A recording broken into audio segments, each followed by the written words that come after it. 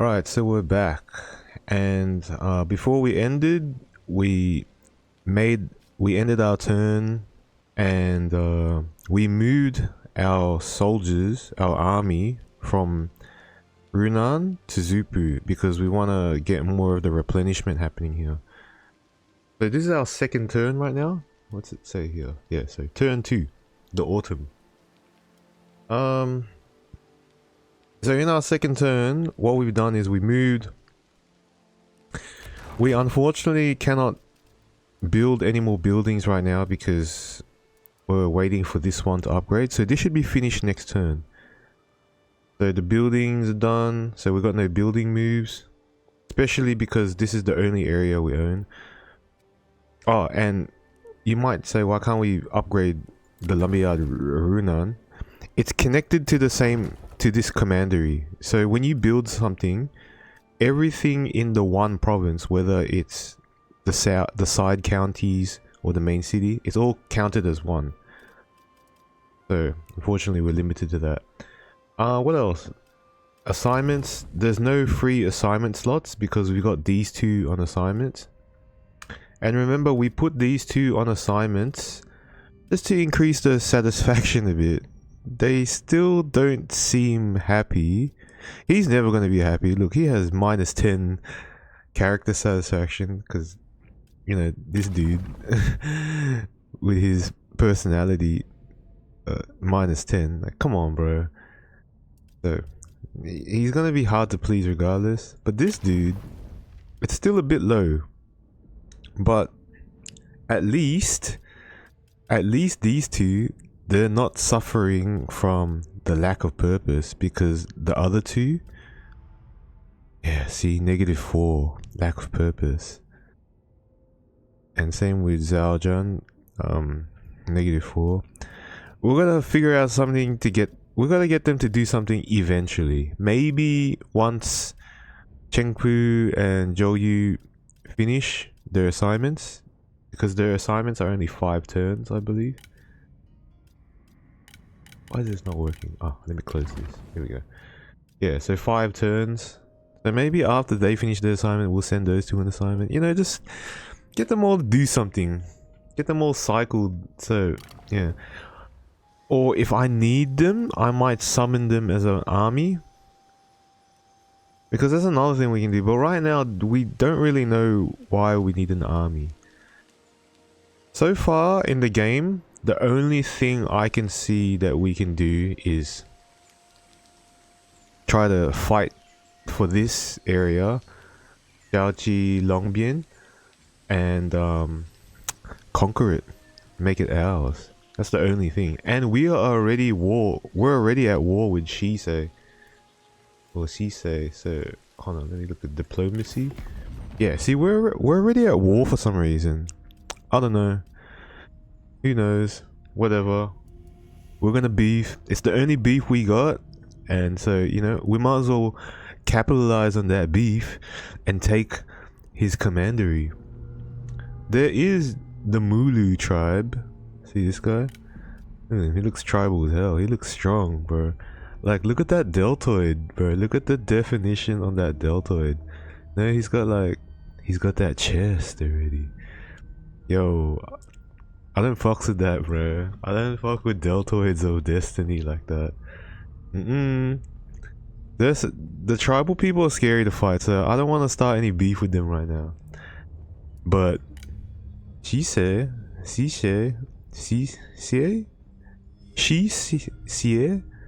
how can we say this? Shi Xie, the Buddhist promoter. Oh, he's a promoter of Buddhism, by the way. I'll explain him soon, but let me finish what I'm saying. Yeah, he's conquering his shit. That's the only thing we can do. So we're gonna bring the army into Supu so we can get the replenishment happening. Oh, what the hell? Wait, why is there? Oh, I think because we are not inside the city, we're not getting the replenishment. You see that? This thing right here, there's a red mark going through it, so it's like I can't see the replenishment. Last time it said it was gonna take 7 turns. Wait, here. Replenishment disabled? What? Yeah, I think we have to stand inside the city so the replenishment works. What the hell? Oh, what a waste. Yeah, so we are currently not mustering. We're not mustering and replenishing the troops. Shit. Oh well, the next turn we'll be able to sit in the city. Wait, so that pretty much cancels the whole effect. We got Cheng Fu because, you know, he's not satisfied. We got him on an assignment to lower mustering. But it's currently not lowering mustering right now because they aren't mustering at all. Shit. Wait, what? Is it? Yeah, mustering and replenishment. Shit. And we're not getting that bonus. Ah. Oh well, you know, things happen. We can't help it. Either way, next turn we're gonna sit in the city, and once we're strong enough, that's when we're gonna beefs with Shi Xie. About Shi Xie, from what I know, how do I bring up his profile? How do I bring up his profile? Shi Xie. Alright, here we go. Shi Xie. So from what I know about this guy, he is a promoter of, or he was a big promoter of Buddhism. If anything, I'm not sure if this is true, but he might be the guy that spread Buddhism throughout all of China.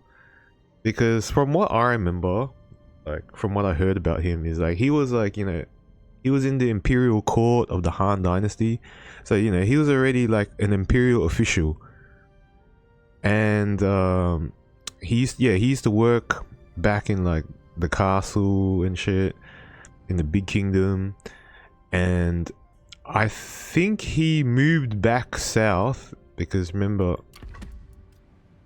now we're in the south area because the imperial palace, I think it's here. See, there's this river. Hold on, is the map orient? Oh, that helps heat. Oh my god. Yeah, so there's this river. I think it's the Yellow River. I can't remember. And I think the Imperial Palace is here. See that building? It looks like a building. It's either here, or it's somewhere. It's somewhere here in the east, around the center in the east. Hold on. I'm completely wrong. This is the Yellow River here. And yeah, the capital's around here. Luoyang, it's around this area. I can't remember where exactly, but yeah. Because I remember this is an important river. And yeah. Pretty sure Luoyang's around here. Somewhere around here. But he ain't working there anymore. I think he decided to go south to where remember we're here in Vietnam, and because you can't see, but the countries, all the Southeast Asian countries, like there was a lot of Buddhism happening around there, and so I'm guessing that sort of belief in religion started spreading through more, and he adopted it. Maybe. I don't know if he was always Buddhist. Who knows? Because in China, I believe the main beliefs that they didn't really have like a religion, but they followed things like Confucianism, and there was Taoism. A lot of Taoism was spreading everywhere.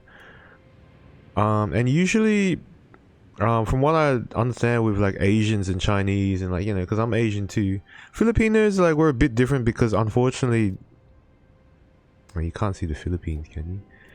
Can you see the Philippines? No, you can't. Yeah, unfortunately we got colonized by the Spanish and Americans and shit, so a lot of Christian belief has infiltrated us. But either way, we still got a, you know, hint of that Asian stuff. And in Asian culture, it's all about, you know, like praying and respecting to your ancestors and the spirits. like around where you live. Like, you know, you respect the spirits that used to lurk in your homeland and around you in your family and stuff.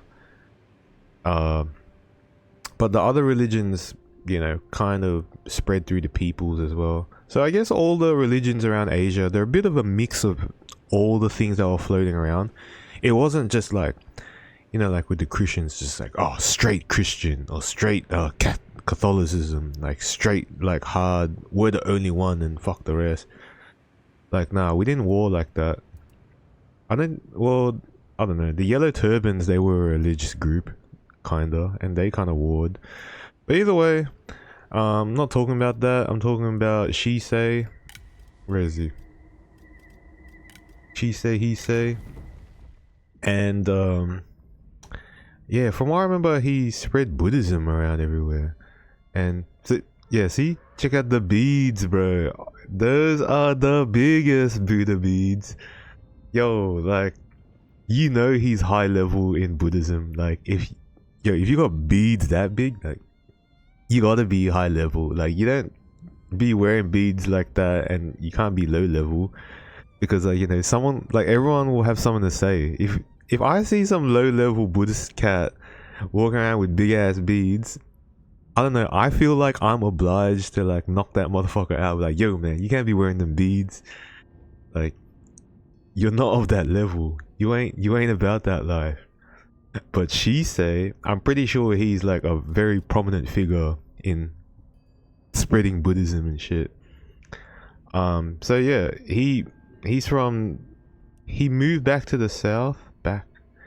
I think one of his relatives died, like his father died, so he left the imperial court up in central China, and then he moved back south to like probably his dad's funeral, and then look after his family because his dad died. And he was still connected with, you know, the Han imperial court, so he was still of like high status. It's not like he decided to be like, yo, fuck the Han court or anything. Like, he's like, no, look, I can't work anymore because, like, you know, dad's dead. I gotta go back and take care of the family, take care of mom and the brothers and sisters and shit. So he moved back, and since he was still, you know, like of high nobility and of like high class, he was pretty much like affiliated with all the nobility around southern China, or the North Vietnam area. So he was pretty much like an important official around this area. I think he had a lot of government roles around this area, because if he's not going to work in the imperial court, he might as well have big government roles around here. And obviously we can see he is the leader of this commandery, of this province of Jiaoqi. I think he also used to be the leader of Juqian as well. And that's probably why we're at war. Yeah, so we're at war because I think what happened was Chupan and the crazy crew, I think we took over this place, and that's why he's mad. He's like, yo, these fucking lunatics straight up came up to my area and started squatting in our area. That's why we're at war. Oh, that makes sense. Yeah, well, anyway, yeah, he's the leader of this area. And from what I remember, he spread Buddhism all around. Hold on. Oh, yeah, there's a lot to read here. Yeah, so it says shit like him being a high official, he helped spread, hold on, something about a lot of government, like Chinese officials, really like establishing themselves in northern Vietnam. I'm not sure if that is why North Vietnam is a communist area or not. I'm not sure, but look, no offense to all my Vietnamese friends. I know a lot of people are gonna hate me when I say this, but hey, like, it's the truth. sometimes I'm hanging out with my Vietnamese friends. Look, I get this like heat too. Like I get this shit from people as well. Like I hang out with like my Vietnamese friends, and my Cambodian friends, my Thai friends, and all that. And sometimes people that aren't Asian, or sometimes even others, we are Asian. We look at another dude and we're like, "Yo, what nationality do you think he is?" Like, you know, he's probably just Chinese and stuff. And it's funny to me because if someone calls me Chinese, I'm like, close, but no, I'm Filipino. Which is different. I say it's completely different. I don't get too offended because look, man, I look Chinese as fuck. I'm Asian. Of course, someone might mistake me for a Chinese. But for some reason, if I call one of my Vietnamese friends like, "Hey, are you Chinese?" They're like, "What? No, what the fuck?" They're like, "Do I fucking look Chinese?" I'm like, yeah, bro, you look Chinese as fuck. It's like, yeah, well, we're not, bro. It's a completely different country. You know, what the hell? Like, well, it's so different from China, blah, blah, blah. And I tell them, look, bro, I'm pretty sure, like, thousands of years ago, there wasn't no borders that made you guys a separate country from China. So I'm pretty sure since China was like the big thing back in the day, they spread out through all of Southeast Asia. Why do you think there's a lot of Filipinos that look Chinese, Thai that look Chinese, Lao? Like, why do you think everyone around our area, like Malay area and everything, why do you think we all look Asian as fuck? It's because, man, like the original people in the center, they spread out. I don't know why my friends get offended. Like, what the fuck? I'm not fucking Chinese. What the hell, dude? So, what I'm saying is like it might offend some people, but like, yo, to my Vietnamese friends, you guys are Chinese, alright?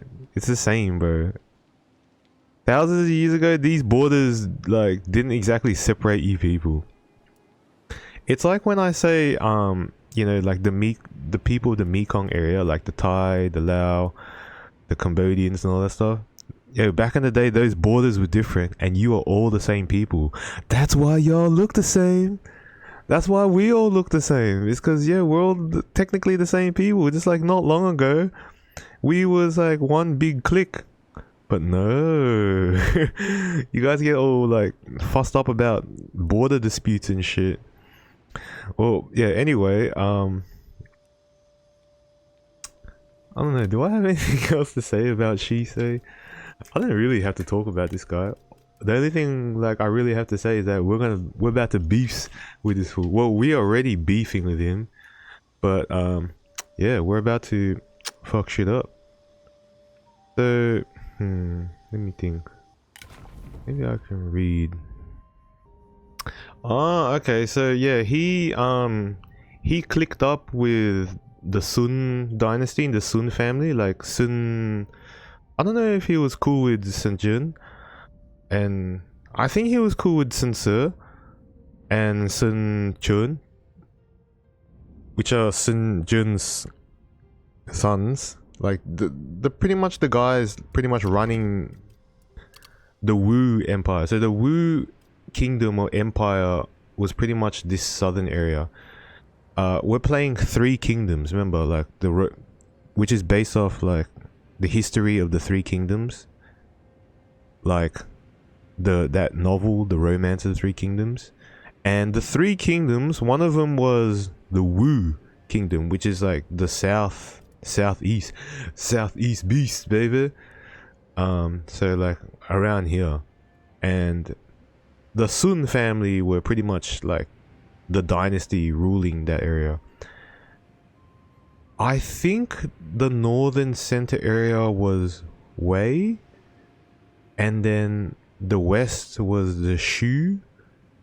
I think, I can't remember. But anyway, the Sun family, the south and all that, the Wu, yeah, Shi Xie was cool with the Wu, and so he was pretty much like clicked up with them, like he backed them up and all that. Maybe he spread a lot of Buddhism around them as well. Either way, when he died, from what I remember, his son took over, and because he wasn't the leader anymore, the Han Empire is like, yo man, fuck, all right, we got to take control back of the south. So let's send some people to like, you know, get some government control down here.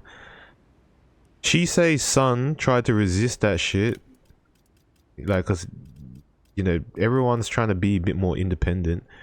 Shi Xie's son tried to resist the Han trying to get their foothold back down in the south.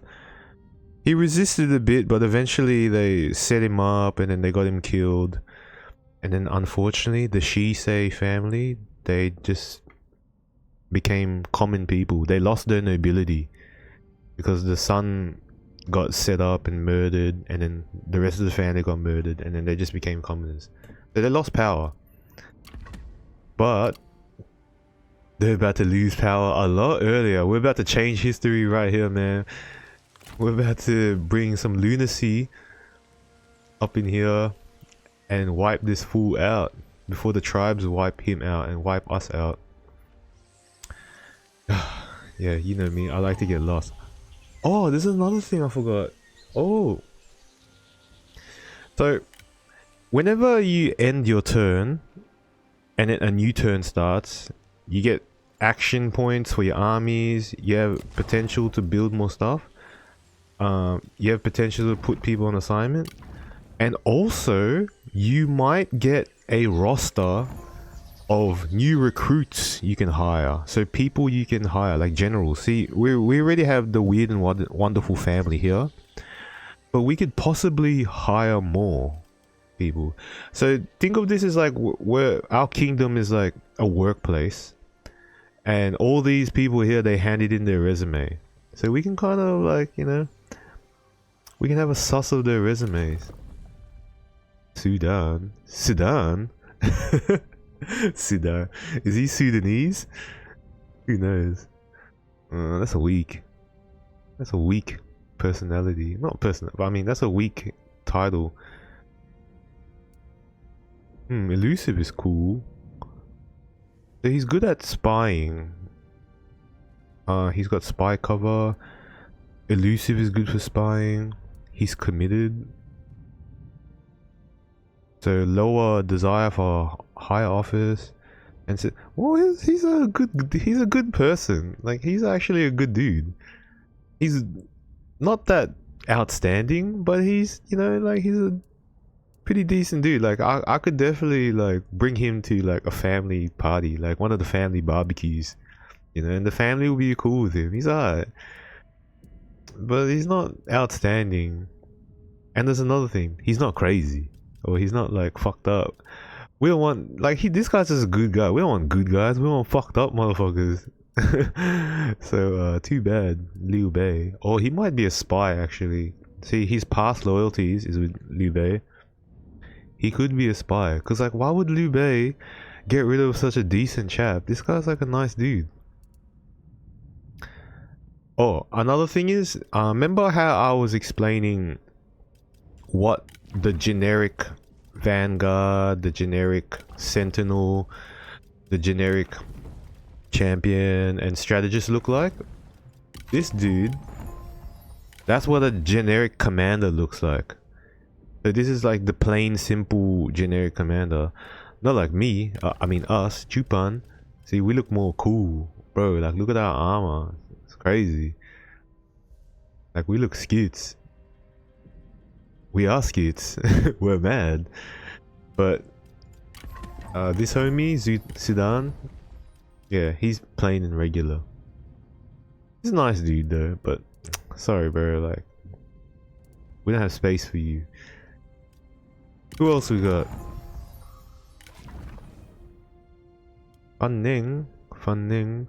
He's reckless, he's careless, and he's stubborn. He's kind of he's not a good person, but he lacks, what is it, like he's not good, but there's something he's missing. He's missing that flavor. See, unlike the rest of us, like Fang Yu, she's a drunk and superstitious. Cheng Fu's just straight up lunatic, and he's insane and he's an alcoholic. This guy's just a straight up introvert that only talks to animals. This guy's just dumb muscle, simple jack. And this homie is just like love struck and he's like useless, and the only thing he can do is just daydream about who he's in love with. Like, you know, like there's something about all our cats here, but this dude, like, he's not good, but he's more just like a pest. Stubborn. Wait, hold on. Adept fighter. Maybe that's something good. 15 charge bonus for all infantry.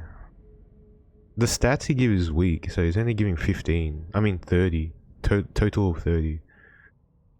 When they're a strong or like unique character, he only gives like a total of 30. 15 expertise, 15 instinct. When they're like a really unique and special strong character, they should give 60. See, Chupan, we got 10 plus 20 plus 30. That's 60. I think Fangyi, unfortunately, she only gives 30. Yeah, only gives 30, but who cares, man? Whoa, man. Fuck, she looks like my ex-wife. Oh well. Is that why we're partied together? Oh well. 10, 50. Whoa, she has 70. She's super strong. I've never seen someone with 70 stats before. That's skits. Maybe that's what makes her so special. She's got super high stats. I'm pretty sure the rest of the guys are just 30. Yeah, 30, 30, 30. Yeah, so the rest of them are just like regular Joes. Even though they're not regular Joes, but yeah. Anyway, Fan Ning, nah, not interested. How about Sugan? He's probably related to Sudan. I'm pretty sure they're related. Probably brothers. Wait, he's 20 years old. And how about Sudan? 23? Yeah. They're brothers for sure. Exiled poet. Ooh. Enigmatic, creative, and understanding. What a nice dude. What a nice dude. Plus 10 character experience. That's kind of decent. Enigmatic. What's he? 8 cunning.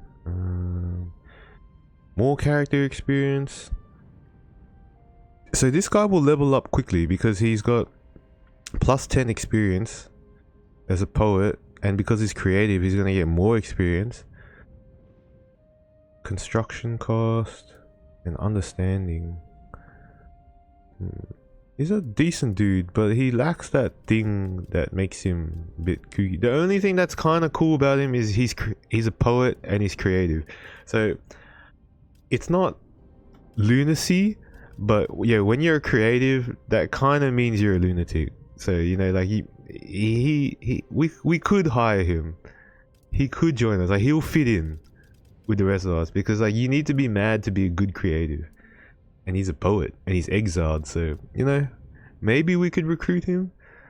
Problem is, we don't have anything for him to do right now. We've already got nothing to do with Shi Xie and Xiao. They've already got nothing to do, so having more people with nothing to do might be a problem. But he has potential. He has potential. I'm more likely to hire him if I want him. How about this guy? Wanjan. A close admirer to He Jin, he was noted for his honesty and fine principles. Records state that there was a jingle sung by children in the playground praising Huan Yan's character integrity. So kids used to sing about this guy. Ew. Tactician. Oh yeah, see, tactician? That's a very generic, plain, old school title that the original vanilla game has. So what's he got? Unlocks increased provisions, campaign movement speed. Nah, we don't need that on a strategist. Defiant. Nah. Ascetic. That's pretty good. That would be good. Ascetic would be good on a champion, like the green guys. and careless. Nah, sorry bro, but like, even though the kids sing about how good you are, like, nah bro, the kids got the wrong idea. Oh, rebellious outlaw. Oh nah, that's rebellious outlaw. That's another generic one. That's one of the old generic titles, so it's not unique. 15 from looting. Nah, he's greedy, perceptive, and energetic. Nah, not interested. I hate greedy. Like, look at that. Look at the stats that greedy gives. 50% desire for high offers, and then if he is in high office, he gets another 10%. Like, what the bro, get the fuck out of here.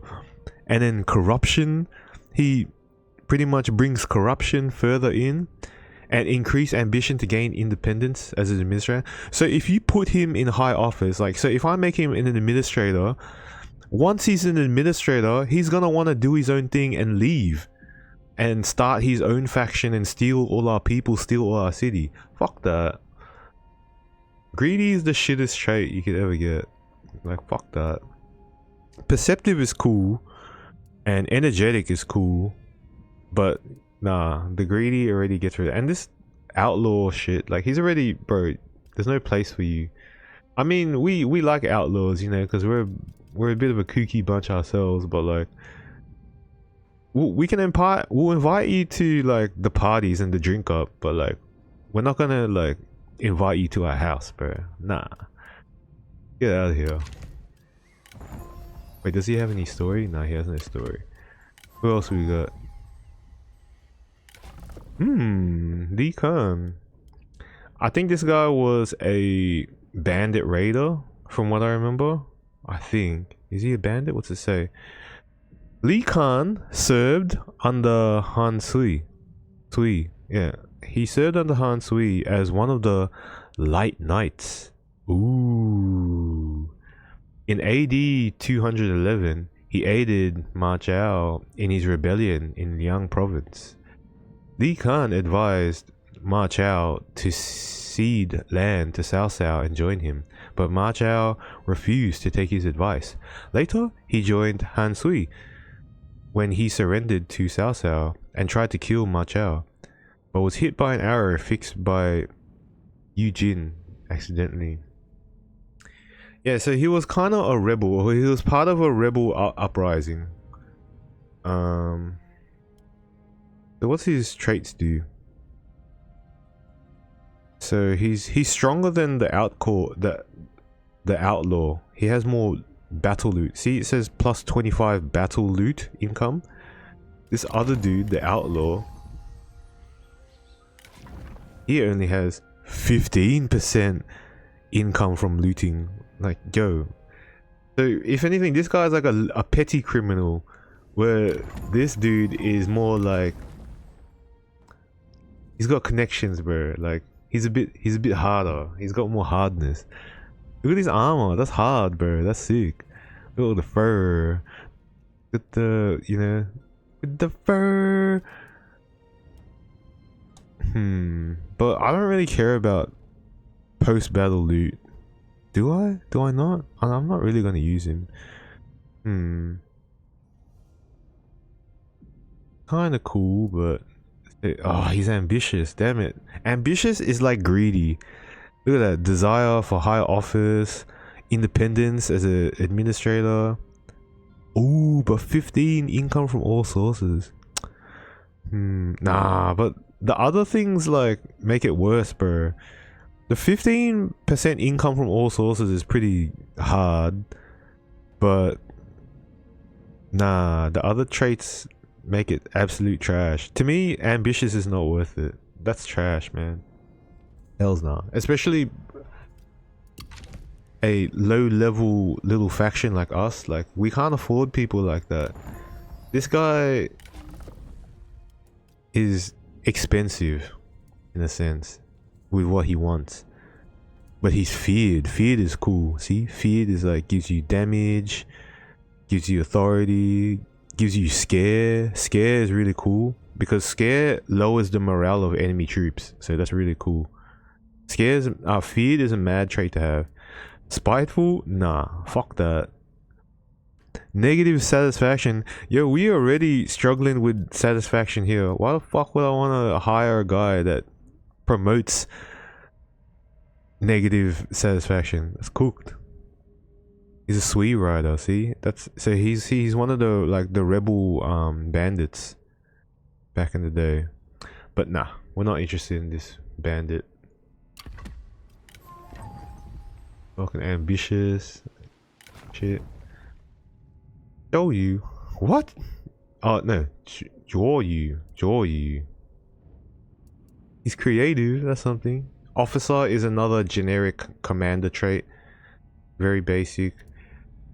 Creative, that we like that. Vengeful, don't really like that. Healthy, that's nice, but nah, sorry, you generic ass dude. That's just like one of those people you ignore. Like, nice dude and stuff. He's like your sister's brother-in-law, so he's kind of like your brother-in-law, like removed, but like, and when he's at the party, you say hello, like yeah, you smile, and then you walk away, and then that's it. It's one of those dudes. What else we got? Oh, way good.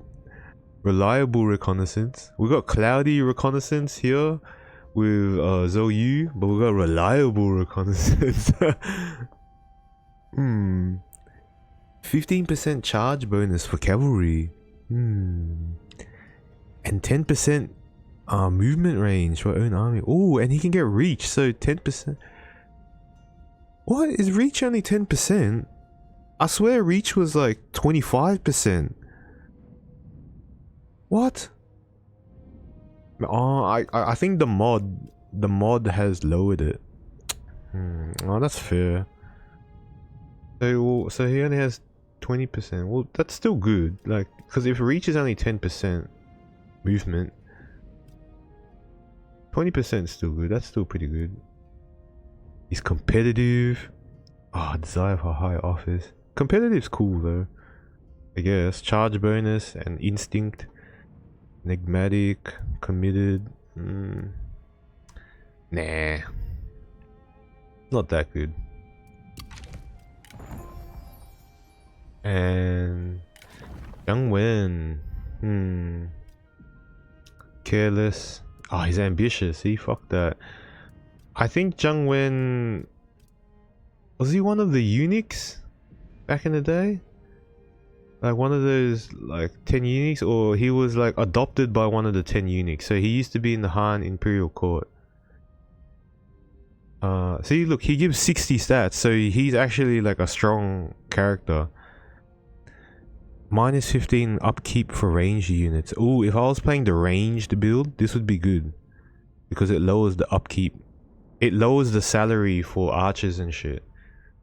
But I don't think I'm playing the archer style. So yeah, what does it say? I remember this guy. So he was in the Han Imperial Court, so I think he was adopted by one of the eunuchs and stuff. I can't remember about that, but from what I remember, he had office up in the Han Imperial Court. Apparently one time there was this big party where all the high officials came, like all the warlords and all like the OGs. They were at this party up in the Han Imperial Court, so it's one of like the big Diddy parties. He was there, and then Dongzhu, the big tyrant guy. This is the guy who's pretty much the tyrant of China right now. He told his son Lu Bu, you know, it's Lu Bu, that like pretty much the strongest fighter in all of Asia. He told Lu Bu to take Zhang Wen to the side and like have a talk with him. He told Zhang Wen, so he got Lu Bu to talk to this guy. So when they went to talk to the side, Lu Bu smashes his cunt, cuts his head off, and brings his head back to the party, and he shows it to everyone. And everyone's like, yo, what the fuck, Lu Bu? Why'd you fucking behead this dude? And then Dongzhu goes like, hey, I got this guy's head. You know why? Because I heard this motherfucker was talking shit. Who was he talking shit with?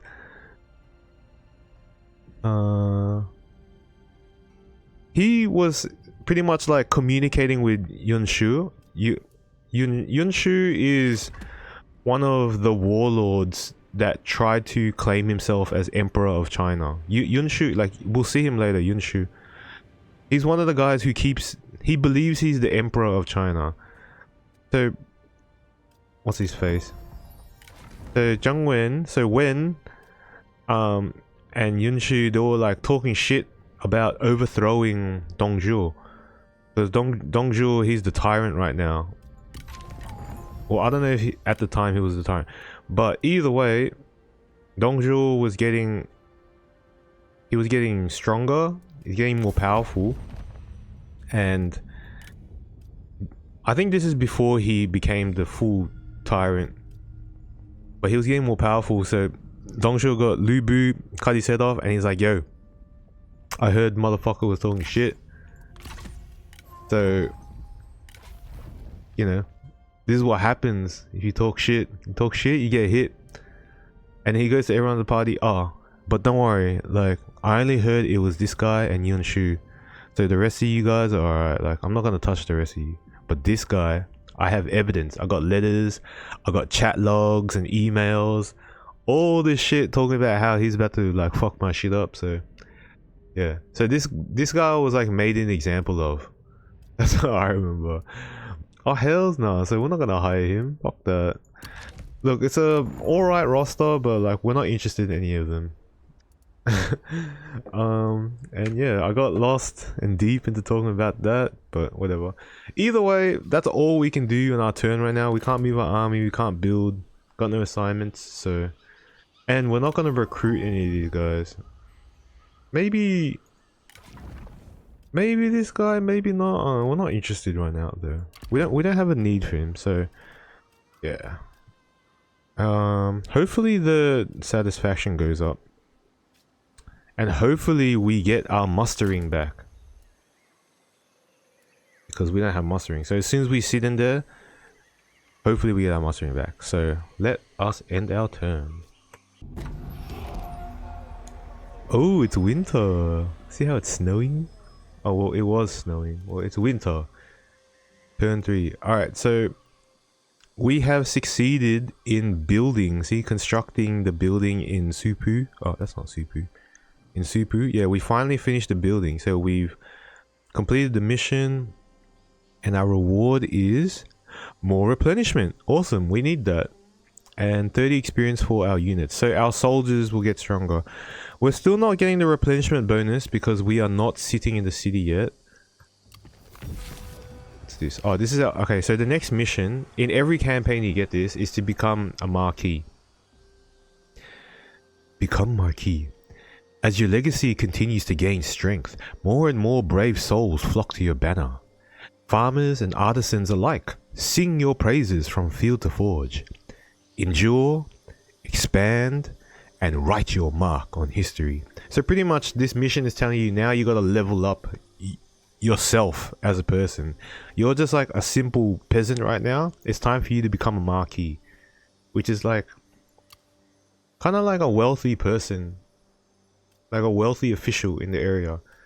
So we can see here, yeah, we're already a noble, so we're kind of upper class. But we want you to be real upper class by becoming a marquis, or at least a second marquis. It's like a low level marquis.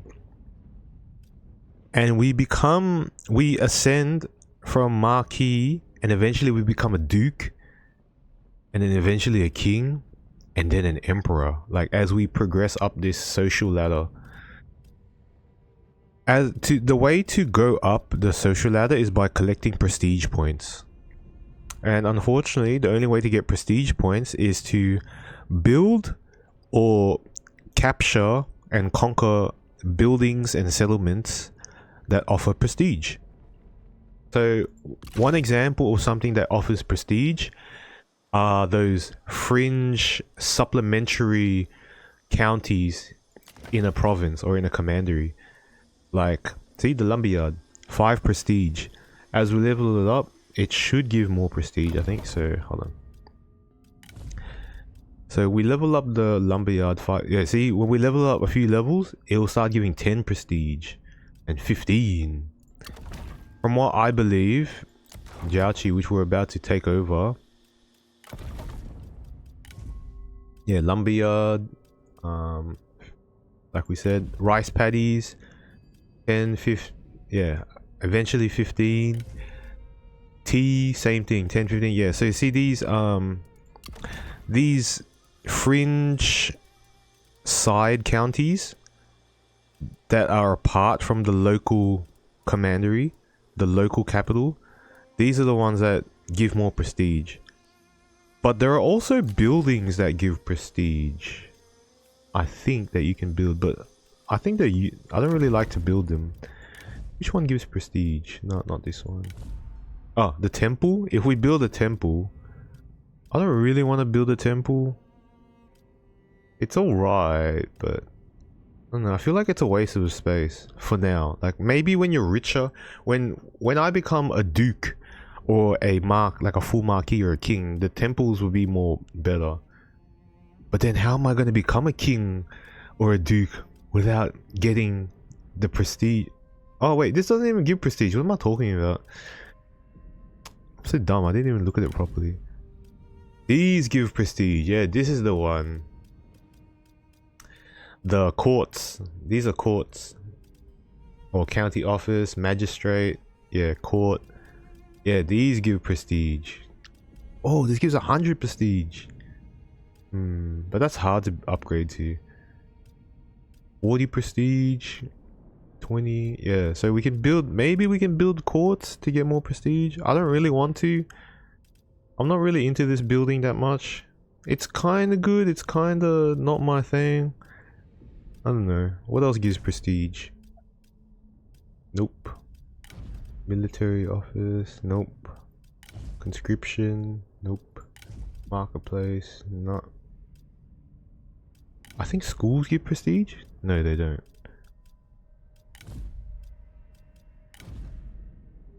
Nah. Nope. Yeah, so I'm guessing it's only the courts. The courts are the only ones that give prestige that you can build in your capital cities or in your main cities. Your main yeah. So either way, we either gotta conquer the side counties or build courts. I don't have space to build a court right now. I'm not interested in building a court right now. So we're not gonna do that. We'll eventually get that, because you know what? When we finally go to battle with Jiaoqi for Longbian, and then we start taking the other things, then we'll get more prestige. Then we will go up the social ladder. Yeah, so in terms of the overall game, the aim of it is to conquer more shit so you can get more prestige and eventually get to Emperor and like control all of this Asian continent. And yeah, it's all about conquest and shit. You know, the game's called Total War, so yeah. Alright, so the first thing I want to do is, while we got some movement now, some army movement, let's get that replenishment happening. So when we step inside the city, spreading the word of our cause. Once again, what? We're still disabled from replenishment. Why? We're in the city now. Not possible. Why? Nurture passion. What's happening? Why am I not getting replenishment? What? Something's wrong. Why is replenishment disabled?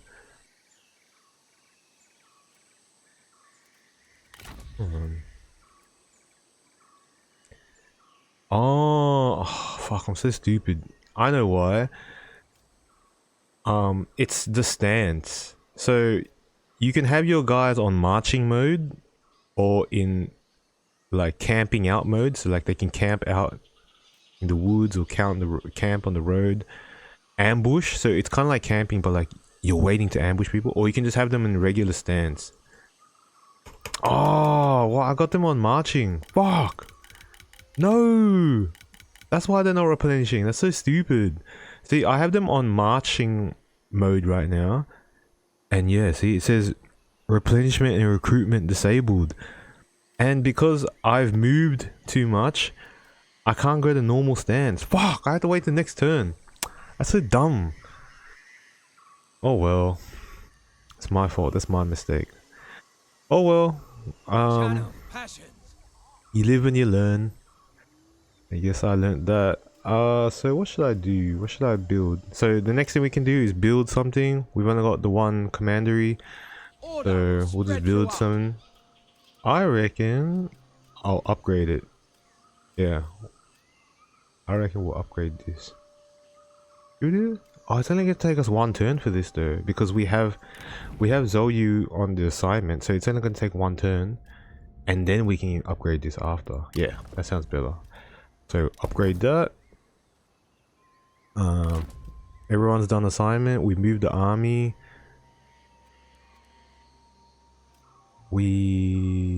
What else? Yep, that's upgraded. Oh, so remember how I said at the start of every turn you get a new list of people you Taijutsu and Huangfu. Oh, these guys are crazy. But anyway, like I said, at the start of the turn you get a fresh list of people you can recruit. So there's a chance you get a list of people. Sometimes no people hand in their resumes, so sometimes there's no one extra you can recruit. The people before that handed in their resume, the job applications, the job applicants from before, they might still be here because they've handed out their resumes to other factions as well, and other factions might hire them. But in a sense, they're still here. They're still waiting for a job. So we might get a new list, but what we might also get is there's a random chance to get items. See, ancillaries gained, and we got an item. What's this? Book of ceremonies.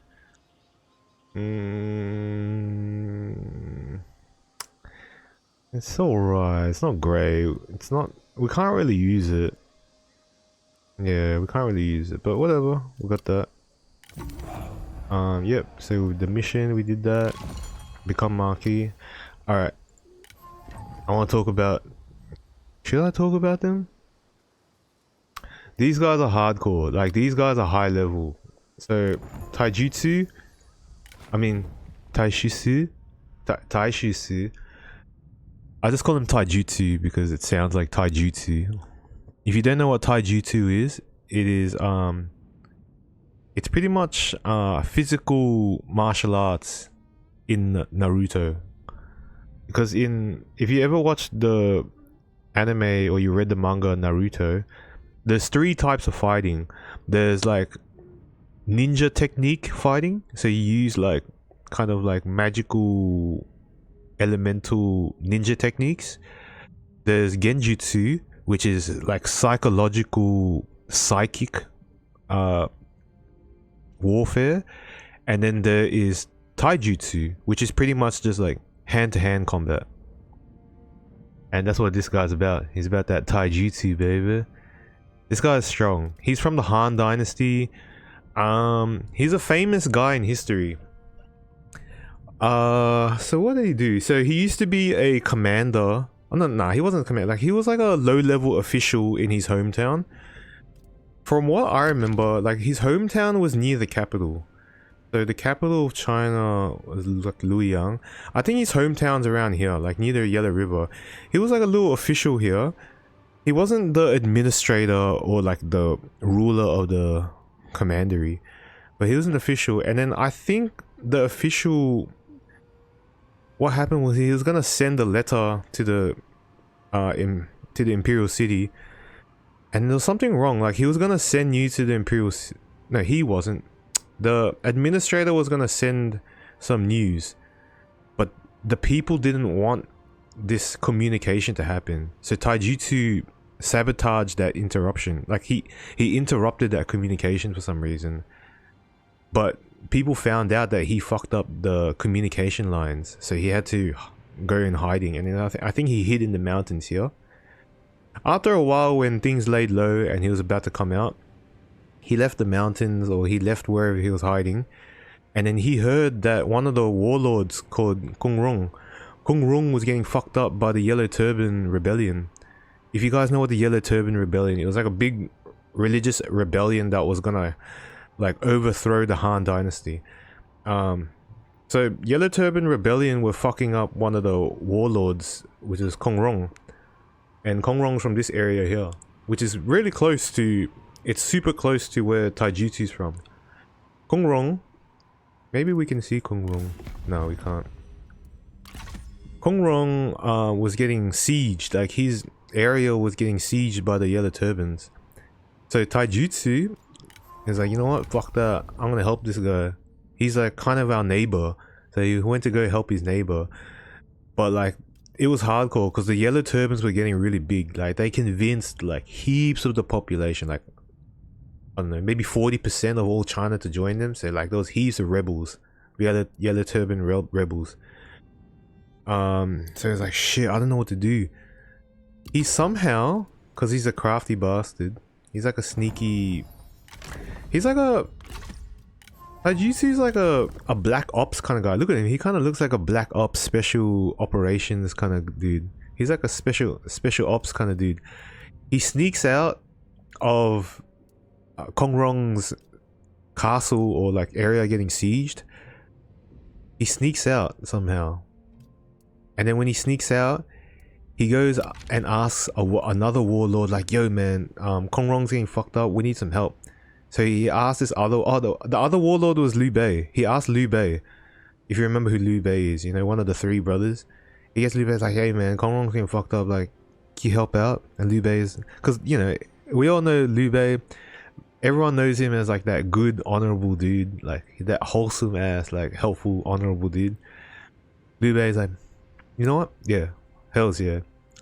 Liu Bei gives him some boys, they bring the boys, and then they fuck up the rebellion. They're like, hells yeah. So he's a cool special ops guy. Later in his life, he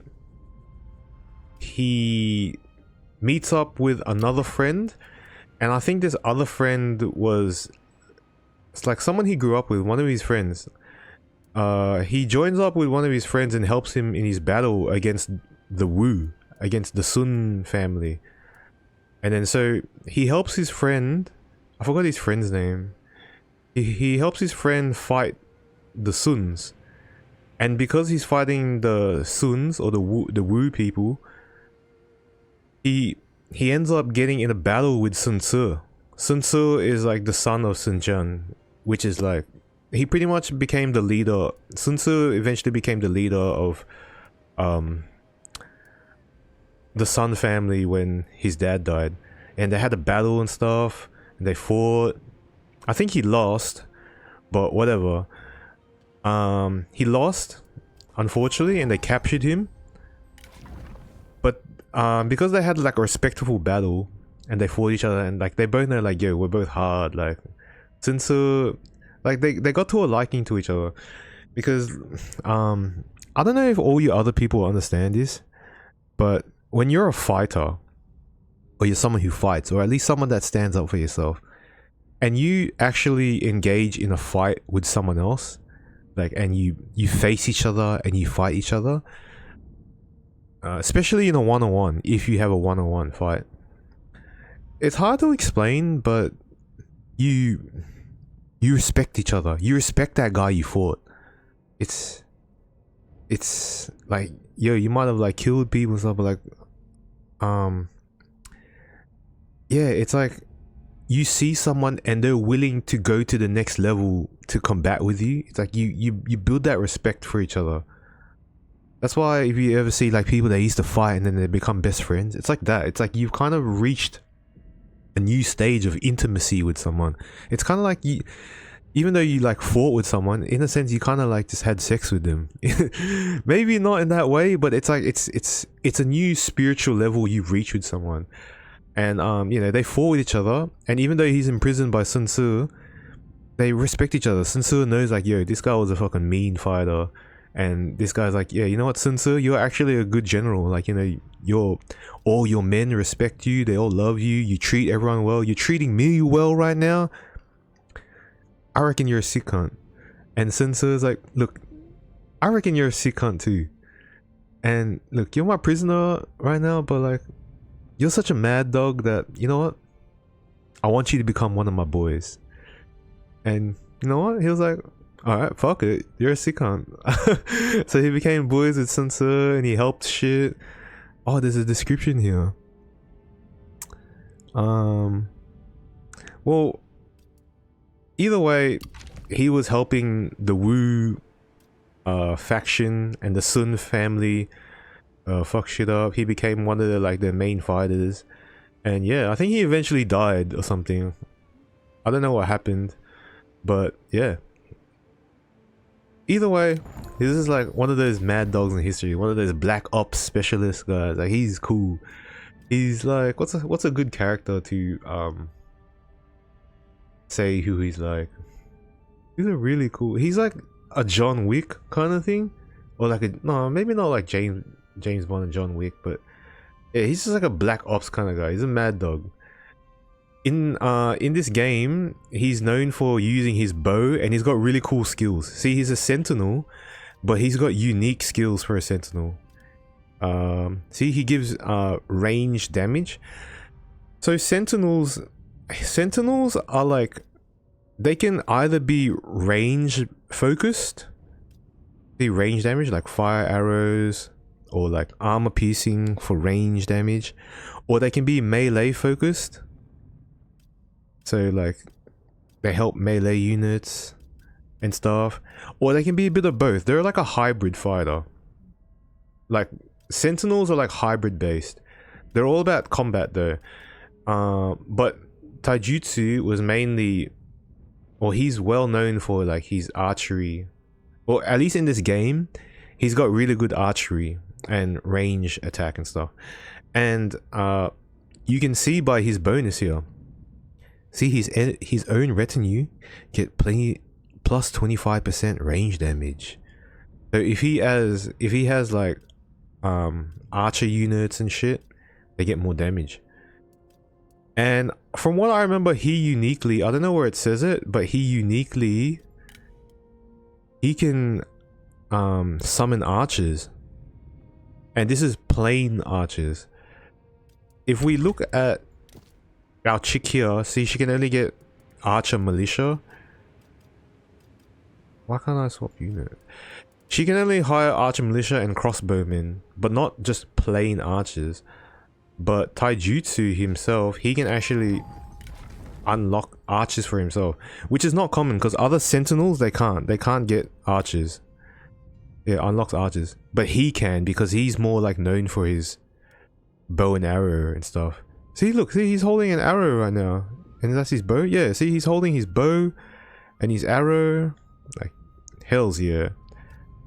And yeah, he has cool skills. See, he has this skill, venomous shot, where he shoots like these arrows and they poison units, which is really cool.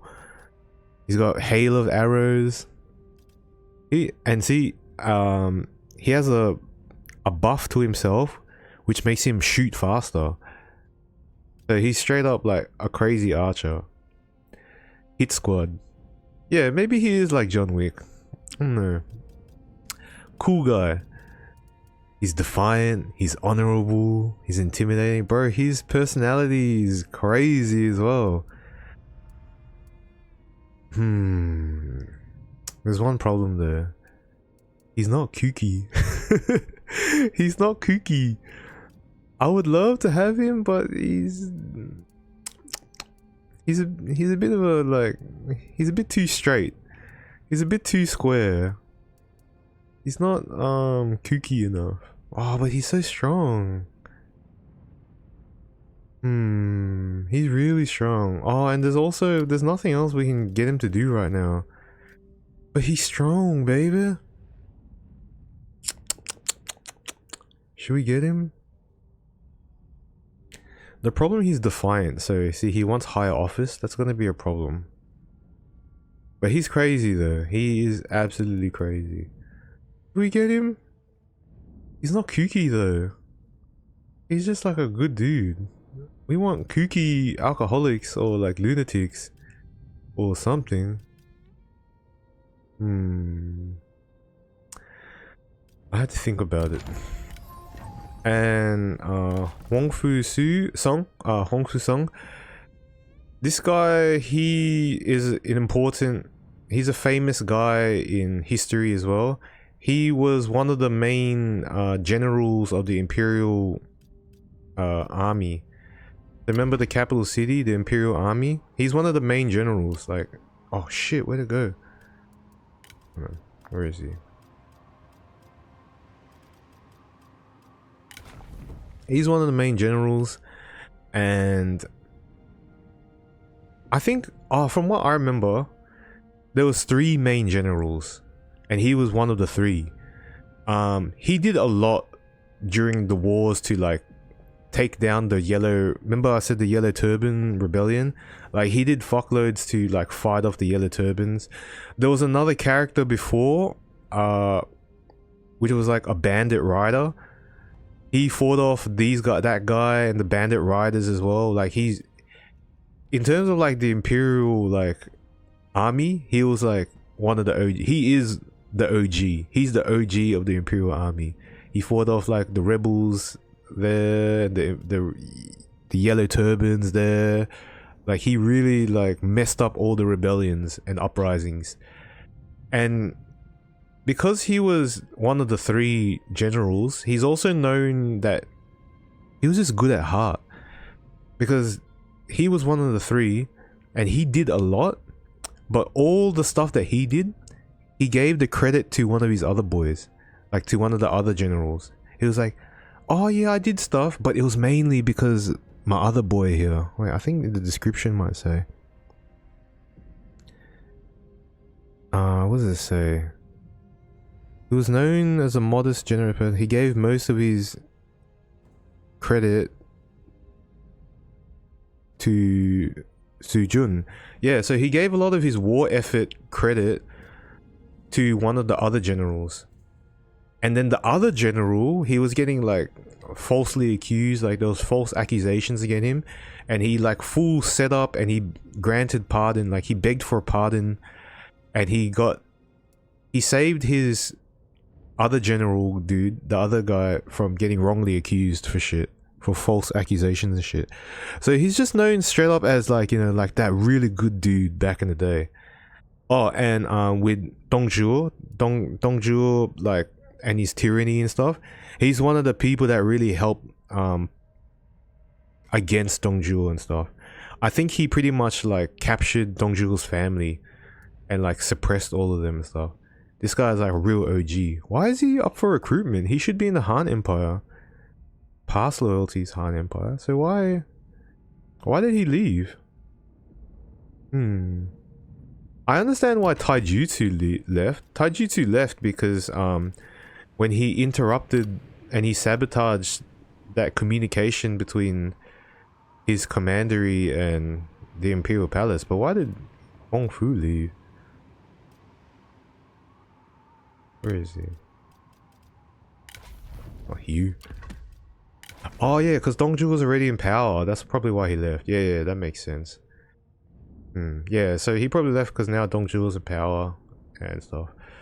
Oh, he's honorable. He's cautious.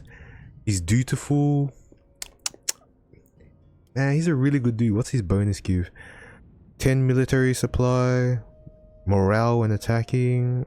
Those aren't that great, but he's just a good, strong dude. He's a sentinel as well.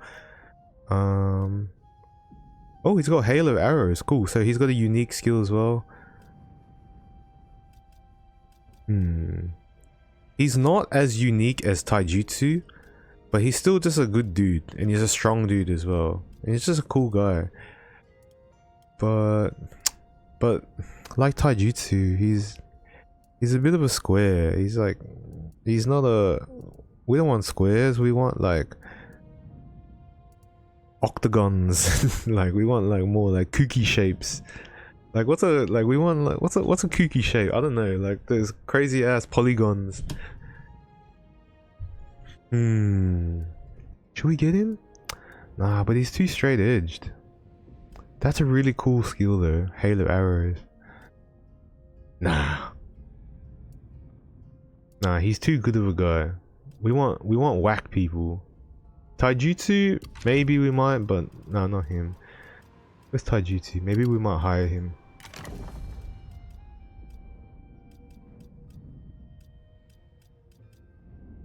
Where is Taijutsu? Oh, I think it's a bug. Cause when I was doing the playthrough that I didn't turn my microphone on, I noticed Taijutsu wasn't here as well, so he'll be available next turn. Man, I talked a whole bunch of shit and we probably haven't even progressed in the game. So right now, all I know is that I need to turn off marching mode and get back into normal stance so we can replenish the units. We built. We built, we got people on assignment. And yeah.